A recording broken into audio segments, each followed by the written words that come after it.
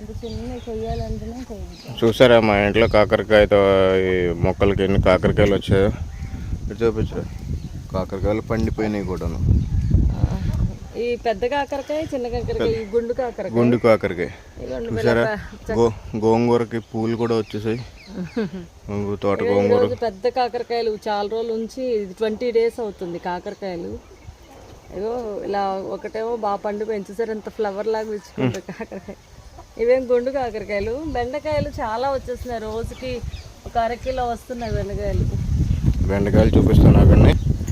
ఇవి పిచ్చి పొట్లకాయ, ఇది చిన్నది పిచ్చి పొట్లకాయ. అయినా సరే తింటే కొబ్బరిలాగా ఉంటుందండి, దొండకాయ లాగే ఫ్లేవర్ ఉంటుంది. ఇవి వచ్చేసరికి మామూలు పొడుగు పొట్లకాయ, కానీ బట్ మాకెందుకో మరి సాయిల్ బాగుందో లేదో ఇవి చిన్నగానే వస్తున్నాయి.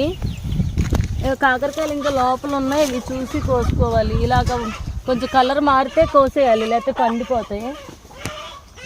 బెండకాయలు మాత్రం కాస్త చూసుకొని కోసుకోవాలి. గోరు చిక్కుళ్ళు కూడా వచ్చినాయి, రండి చూపిస్తాను. ఇది మా బెండ తోట. బెండకాయలు ఒక ప్రతి సీటు వచ్చేస్తుంది. బెండకాయ అయితే అసలు బాగుంటుంది. ఇలా చక్కగా మీరు ఫ్రెష్గా చేసుకోవచ్చు. మేము విత్తనాలకి పెద్ద కాయలు కొన్ని వదిలేసాము.